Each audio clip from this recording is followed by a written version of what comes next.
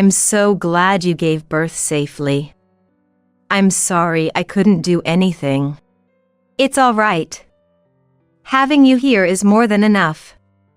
Let's win our happiness together. Those words made me feel terribly nauseous. But I couldn't just leave things as they were. I finally reached for the door. I knocked lightly and opened it. Hey, who do you think the father of this child is? As I entered the hospital room, I responded to Buffy's words and looked up. Who could it be? Someone we know, huh, Evelyn? Jake, panicked, cut into our conversation with those words.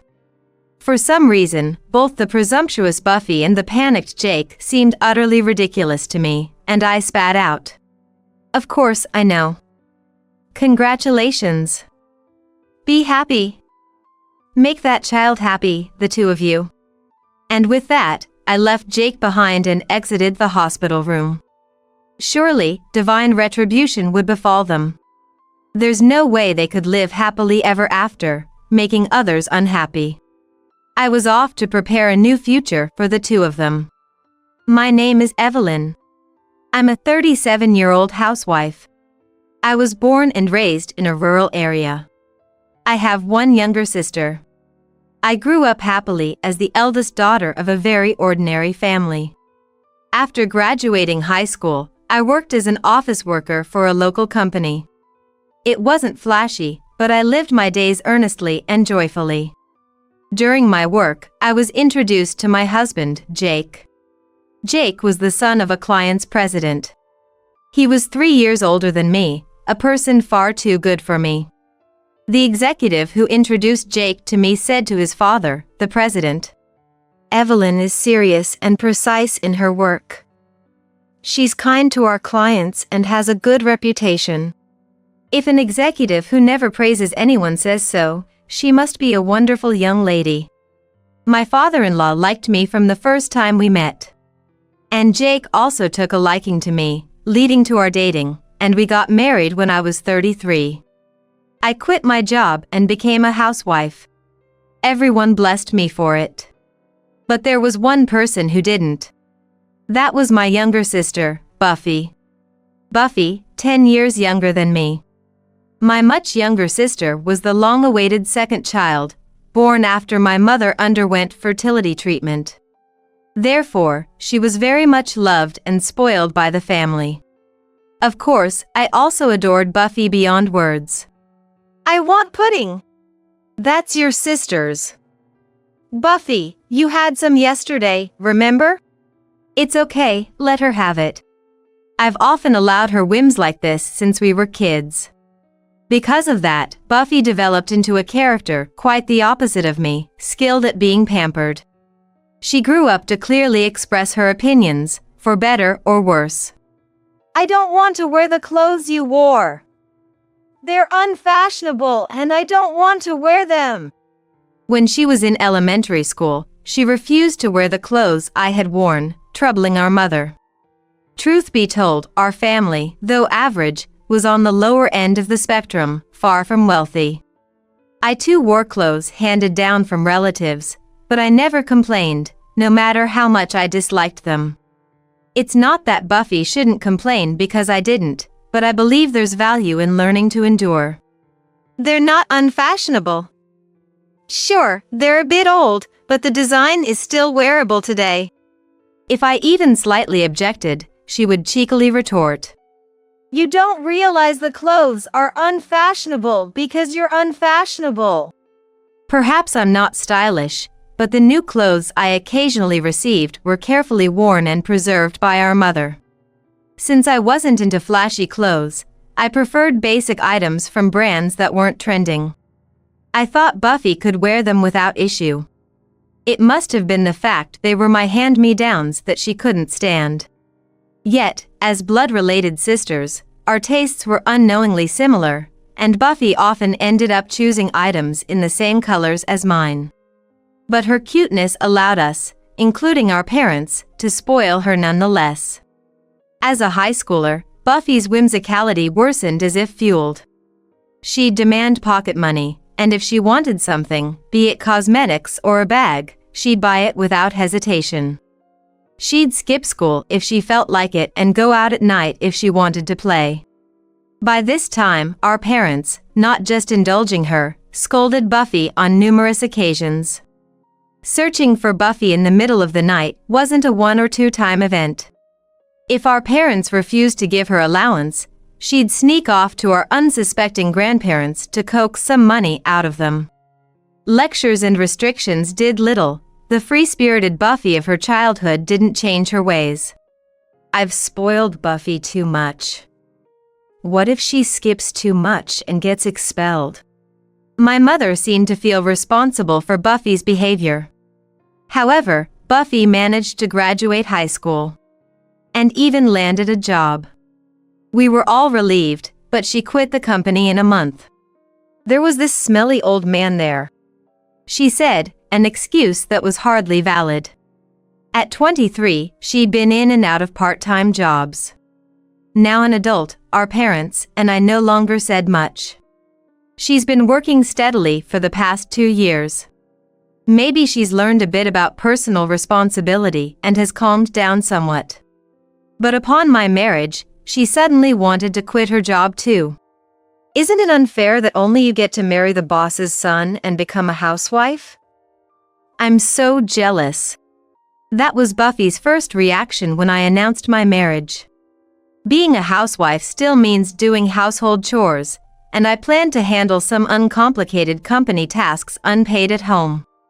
Even when I explained, the mere idea of quitting work seemed too enticing for her. Housework can be done quickly, and company work is just a few minutes, right? It's not that simple, you can't just slack off. That's right. And having a father-in-law who's a company president means lots of family obligations, doesn't it? It doesn't sound relaxing at all. My mother took my side, but Buffy was far from convinced. It's just a matter of enduring until the in-laws are gone. Your father-in-law is old, right? In a few years, you'll be the president's wife, won't you? What a thing to say! I was deeply offended by Buffy's remarks. Seeing my displeasure, Buffy laughed it off as a joke. But neither I nor our parents could laugh, shocked by her statement.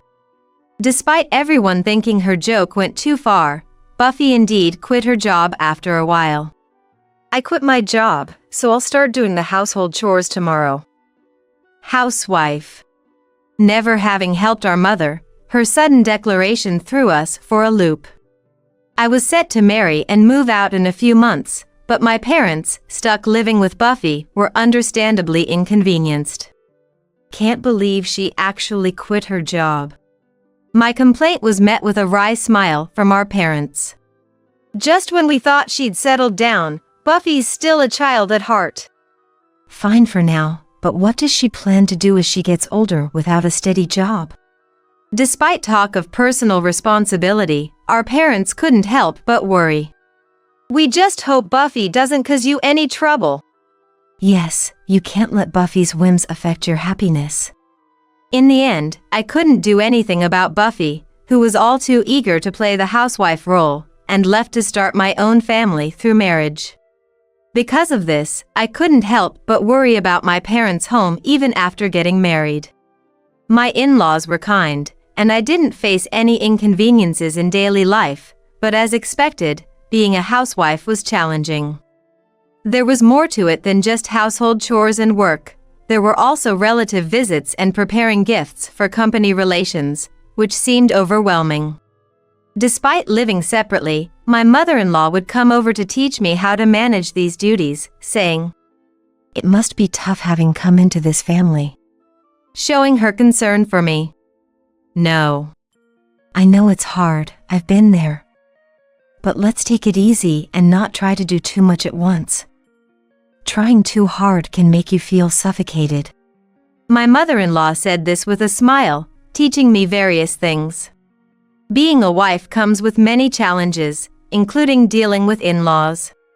Some friends thought it sounded difficult, but my mother-in-law always showed concern for me and even prepared meals while I was busy learning the ropes. I was deeply touched by how fortunate I was to have such wonderful in-laws. Both Dad and Mom are really happy that you became my wife, Jake told me. That's how I gradually became integrated into the family as a wife. 2 years after getting married, I was blessed with our first child, which delighted my in-laws. Jake seemed to be looking forward to the child's birth as well. However, contrary to this happiness, I had a concerning thought. It was about Jake's suspicious behavior. He started taking his mobile phone with him to the bathroom and had an increasing number of work dinners, reducing our time together. Concerned about his decreasing time at home, I once mentioned, "You seem busy lately." "I'm about to become the president, so I'm swamped with calls and appointments," he replied, predictably returning to his mobile phone. Since becoming pregnant, I've been feeling increasingly uneasy about not having Jake around. Then, one day, I suddenly thought Jake might be having an affair. That happened when I caught Jake smiling over his phone. A smile too gleeful for a work-related message. "Just got a sudden call. I need to go out," he told me right after that smile. "Now?" "The boss there always has urgent matters." "It's okay, you can go to sleep," Jake said before rushing out of the house. I couldn't believe it. What kind of urgent matter could there be at this hour? Awakened to the reality of a husband leaving his pregnant wife alone at night, I decided it was time for Jake to see the truth, so I hired a detective. After some time, I received a call from my parents. "Buffy's been rushed to the hospital.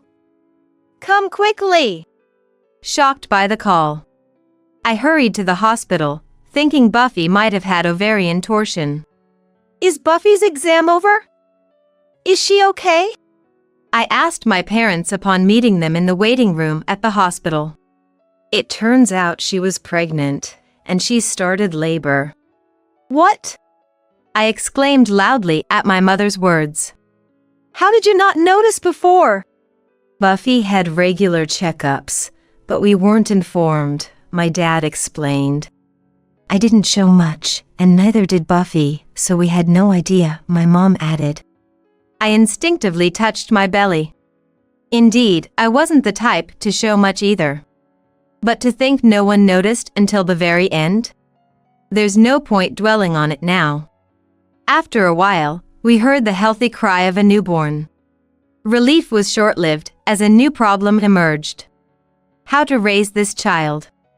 Buffy, an unmarried, self-proclaimed housewife without a job. And the father's identity unknown. Yet, it wasn't the time to address such issues with Buffy, who had just given birth, so after seeing the newborn, I went home. Buffy had a baby, I told Jake upon returning home. "Really? Buffy's a mom now?" Jake, surprised, smiled happily. "Can I go see her? How about we go together this weekend? I only got a quick look at the baby today and plan to visit properly." "Sounds good. I'll try to rearrange my work," Jake said, then immediately started fiddling with his phone. I knew his talk of rearranging work was just talk. But I hoped seeing Buffy's child might inspire a change in him. On the weekend, Jake and I headed to the hospital where Buffy was admitted. Just before entering the hospital, my phone rang. It was from the detective agency. Answering it with Jake nearby wasn't wise. Hesitating, Jake offered. "Phone call? Can I go ahead?" Seeming eager to see the baby, I felt relieved. "Yeah, I think it'll be quick. I'll follow soon." After separating from Jake, I answered the call. The call ended, and I headed to the room with a heavy heart. Then, I heard voices from inside. "I'm so glad you gave birth safely. I'm sorry I couldn't do more." "It's all right. Having you here is enough, Jake. Let's win our happiness together." The phone call still fresh, those words made me feel terribly nauseous. But I couldn't just leave. I reached for the door, knocked lightly, and opened it. Buffy, how are you feeling? Sis! You came! Of course. Jake, holding the baby, looked delighted. I ended up having mine first. Healthy and cute, right? I wonder what your child will be like. Indeed. Buffy seemed eager to boast, which irritated me. But I kept my response brief to avoid provocation. Perhaps upset I didn't react badly, Buffy pressed on. Hey, who do you think the father of this child is? I looked up at her words. Who could it be? Someone we know, huh, Evelyn? Jake, panicked, cut into our conversation. The presumptuous Buffy and the flustered Jake seemed utterly ridiculous to me, and I spat out. Of course, I know. Congratulations, be happy. Make sure you both make that child happy. Evelyn. I'll be leaving now. You're leaving already? Wait, please. Jake, in a hurry to follow me after placing the baby back in the bed, was stopped by Buffy. No need to rush if she already knows. Good for you, Jake. Jake, caught by Buffy's grasp on his clothes, was left flustered and unable to move. Leaving him behind, I exited the hospital room. I headed straight to the detective agency. The call earlier was to inform me that the evidence was ready. The detective hesitantly disclosed.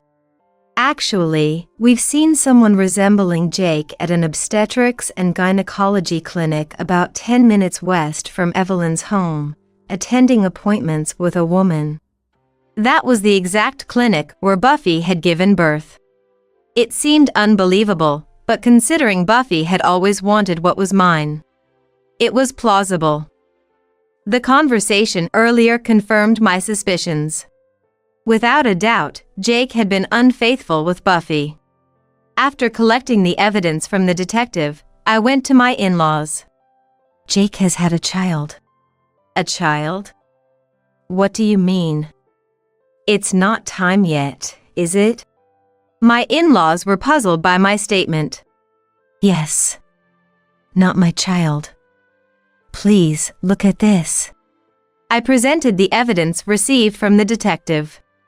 As they examined it, their faces turned pale, realizing the truth. They apologized profusely afterward. We had no idea it would come to this.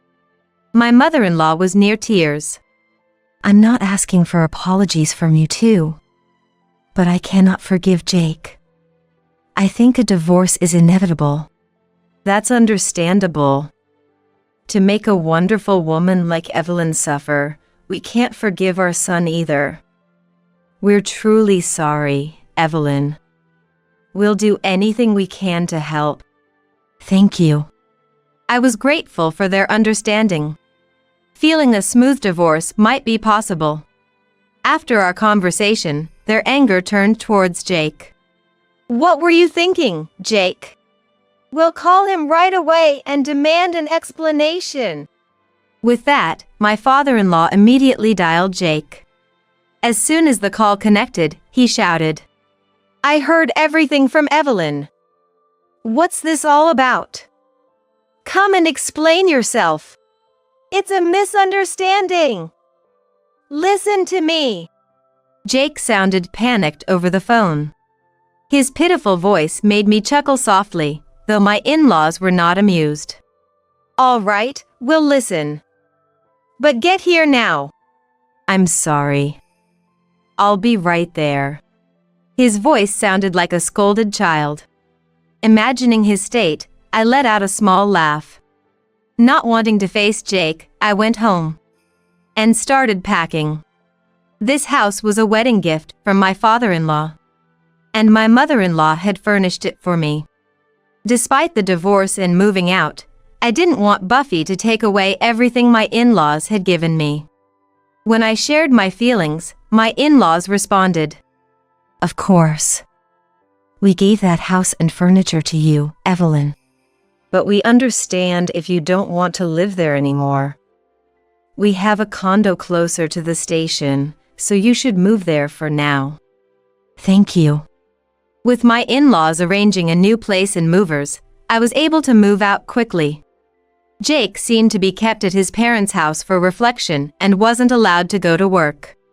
My mother-in-law kept me updated on his situation. About a week later, I finally received a call from Jake. Evelyn!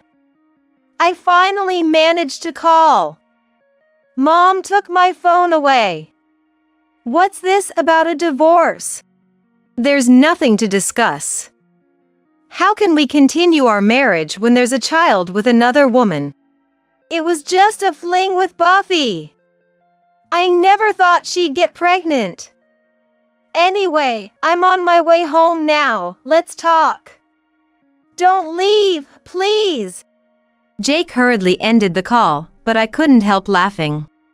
I had already moved out. Where does he think he's going? Sure enough, Jake called again a few minutes later. What do you mean there's no house? Laughing, I responded. I sold the house. The new owner plans to turn it into a parking lot. You can't just do that. That house is in my father's name. Of course, I got permission. I disposed of your things that day. So, you no longer have a home. Go back to your parents' house quietly. After I moved, my father-in-law sold the house. I was grateful for his support. And as I told Jake, the new owner planned to turn it into a parking lot. The house was demolished a few days ago. I even went to see it being torn down. I thought I might feel sad, but watching the house break apart was oddly satisfying. We can't really go back, can we? Standing in front of the empty lot where the house once was, perhaps? Jake's voice sounds weak and full of despair. He's a man with a poor sense of finality, even though I've said there's no going back from the start. If he regretted it this much, he should have never cheated in the first place. You're being persistent. Reflect on your actions back at your parents' place. Jake must have fled his parents' scolding, seeking refuge, but there was nowhere left for him. He had destroyed everything himself. That night, my parents called. Buffy is saying Jake is the baby's father, but that must be a mistake, right? Apparently, Buffy had been insisting on this since her discharge, but my parents ignored her, thinking it impossible. However, as she persisted, my mother finally reached out to me, worried. Sorry to say, but Buffy's claim is true. I plan to divorce Jake. My goodness! I've informed Jake's parents and they're arranging a new place for me.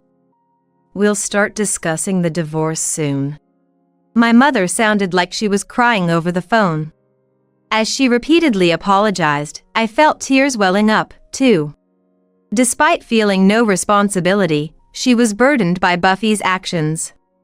Even as an adult, Buffy seemed unaware of the pain her actions caused others. Don't worry about anything, Mom. I reassured my parents and ended the call. Then, with my in-laws present, we began discussing the divorce. I was wrong. I shouldn't have succumbed to Buffy's advances. Jake seemed not to want the divorce, repeatedly apologizing, but his words didn't resonate with me. If you feel sorry, will you marry Buffy? Such a situation. Now that the child has been born, Buffy raising it alone is impossible. You need to take responsibility. Jake couldn't say anything in response, falling silent. My father-in-law sighed deeply. We'll also support Evelyn and the newborn. You have a duty to fulfill towards Evelyn's sister and the child. Jake, having been admonished by both me and his father, reluctantly signed the divorce papers. I hope he reflects on his actions and learns from them. After our divorce, Jake remarried Buffy and began living with his in-laws. Due to the loss of the house, leaving them no choice but to live together. By that time, I was nearing my due date, comfortably living in the home my in-laws prepared for me. Sorry for taking Jake. Buffy messaged, but I ignored it. Engaging with Buffy could only cause stress, which I didn't need.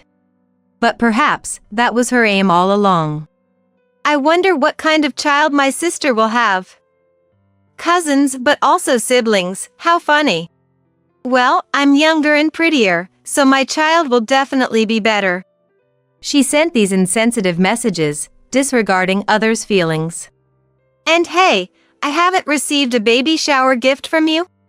Frustrated by her nerve, especially as I was about to become a single mother, I finally replied. Are you home? I'll bring it over now. After ignoring her constant messages, I decided to respond to her demand for a gift and headed to Jake's house. How are you, Evelyn? Even after the divorce, my mother-in-law continued to show concern for me and treated me very well. On this day too, when I visited their home, she welcomed me warmly and invited me in right away. Is Buffy here? Jake's off today, so she's probably around. My mother-in-law hesitated a bit, showing concern. Smiling, I said, Great. I've brought a baby shower gift for Buffy and Jake. As I sat in the living room, my mother-in-law called for Buffy. Buffy, holding her baby and looking content, had no idea she was about to be dropped into turmoil, smirking at me mockingly. Finally brought a baby shower gift? Well, we're not short on money. To Buffy, I handed a large envelope. It was thick. But Buffy frowned in confusion at the size of the envelope, which seemed too large to contain just cash. What's this? I didn't plan to give this, but consider it my gift to you. Buffy handed the baby to Jake and cautiously opened the envelope. Her face turned pale as she sifted through the documents inside. What's this? What does it mean? She yelled at Jake, glaring at him. Jake, puzzled, peeked at the documents Buffy held. And turned pale. I don't know. It's not me. It's obviously you, Jake. I couldn't help but laugh at their exchange. The envelope contained investigation documents from the detective. I had shown them to my in-laws, revealing shocking truths Buffy was unaware of. It turned out Jake had multiple affairs, not just with Buffy. There were 4 women in total, with Buffy being the third. The first was apparently involved in a double affair with a subordinate's wife at the company. This woman was whom Jake had truly fallen for. According to my mother-in-law, her husband eventually found out, leading to their breakup around the time Jake married Buffy. The second was a 20-year-old girl Jake met through an app. Surprisingly, it wasn't Buffy but this girl who went to the obstetrics and gynecology clinic with him. According to the detective, it seems her visits were for an abortion. Then there was Buffy as the third. The fourth was one of Buffy's friends, whom she introduced to Jake. Of course, I knew all this, but by now, Jake was a stranger to me. No matter how many relationships Jake had, the fact that one of them was with my sister was a deal-breaker. That alone made it impossible for me to forgive Jake. I would have let this matter go quietly into the night if Buffy had shown genuine remorse and apologized, but since she persisted in boasting to me, I decided to push her off her pedestal. Horrible! Liar! As expected, Buffy broke down crying, calling Jake names repeatedly and even raising her hand to him, despite holding their precious child. What's all this noise? At that moment, my father-in-law returned home. Seeing me, he seemed slightly pleased and said, "Evelyn, you're here," before glaring at Buffy and Jake. What are you two doing, shouting in front of the baby? Please listen, Dad. Jake has. Oh, both of you already know everything Jake did, right? I smirked at Buffy's meltdown. That matter. My father-in-law commented, seemingly exasperated. Anyway, it happened before your marriage with Buffy, and you're in the same boat, having been complicit in cheating. Do you think you have the right to blame Jake? I think only Evelyn has the right to blame Jake. Buffy bit her lip in frustration, realizing she had no support from my in-laws. Then, my father-in-law announced they had prepared a new home for the three of them. Buffy's fury momentarily turned to surprise at his words. I negotiated the rent down to $800 a month for you. It's a friend's company, so they knocked off $30. Now, please leave.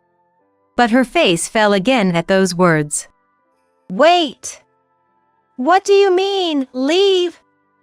And why does Evelyn get a new home while we have to pay rent?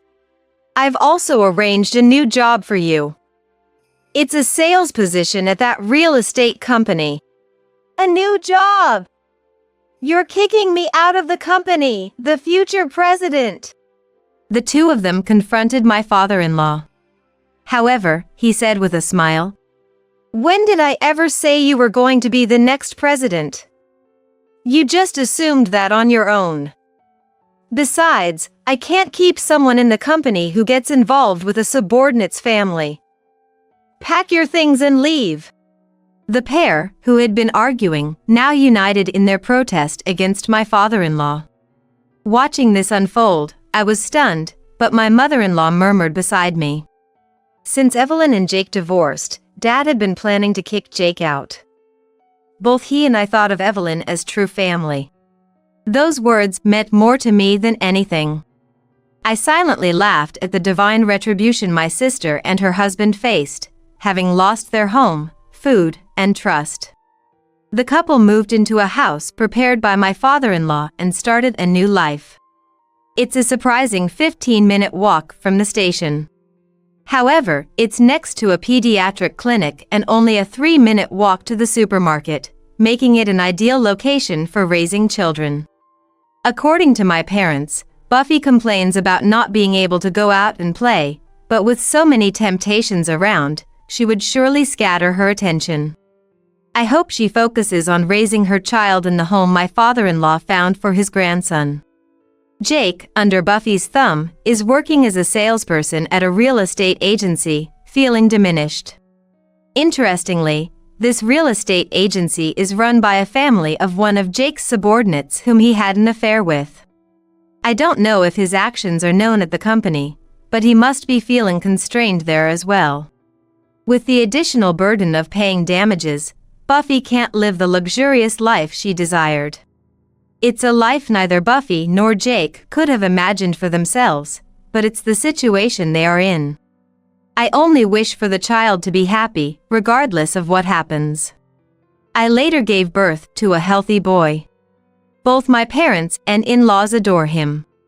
Although the bond with my in-laws has been severed, we still keep in touch while I live in that condo.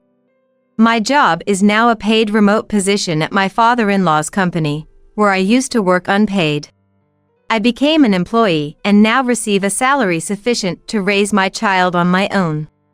I've always been modest, but I believe this is the result of valuing others and acting with integrity. Though I wasn't fortunate with my husband, I was blessed with a very cute son. I'm truly grateful for the opportunity to work from home while raising him.